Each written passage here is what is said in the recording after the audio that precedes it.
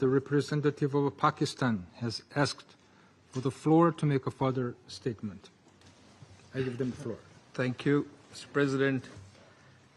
I am obliged to take the floor to respond to some comments. The representative of Israel perhaps did not listen attentively to all council members and other speakers in today's debate. And in our view, it is unacceptable, indeed ludicrous, for an aggressor, an occupier, a serial violator of UN Charter and international law, that is Israel, to abuse this chamber and disrespect the sanctity of this council. And this is not the first time. And by pointing fingers on others, baseless assertions primarily aimed at masking its own illegal actions and violations of international law.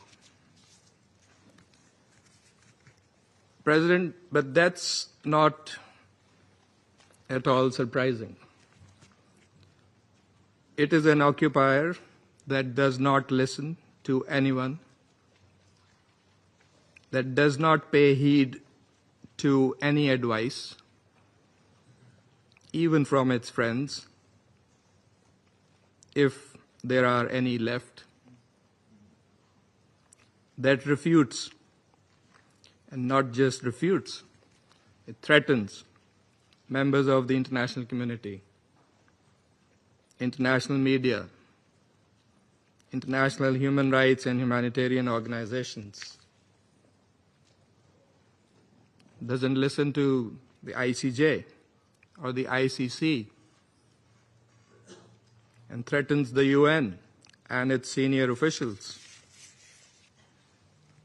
And it does that with impunity, shielded by its apologists who time and again acquiesce in its illegal actions and defiance of the international community.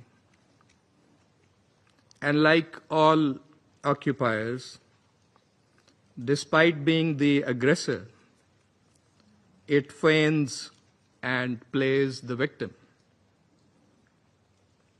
But today it is totally exposed. President, this Council has spent decades discussing the situation in the Middle East and the Palestinian question. Meeting after meeting, we devote hours to this agenda. It is not because of anyone else. It is because of Israel that refuses to vacate its illegal occupation, and that blatantly violates the resolutions of this Council. It's because of that we have these discussions. Israel also chose to refer to an unrelated incident and make misleading remarks regarding Pakistan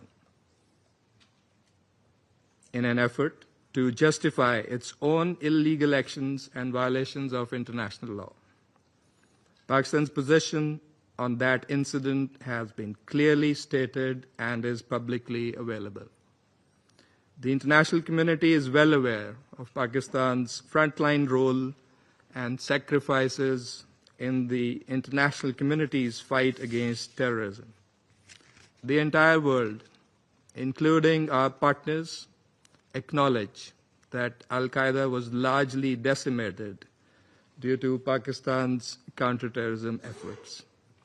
And we remain committed in this global, collective endeavor.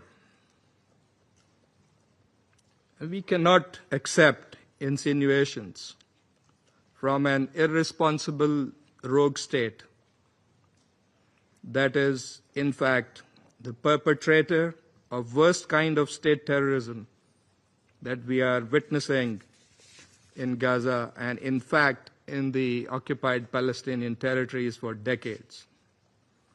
And we reject any false analogy, as has also been done by Qatar.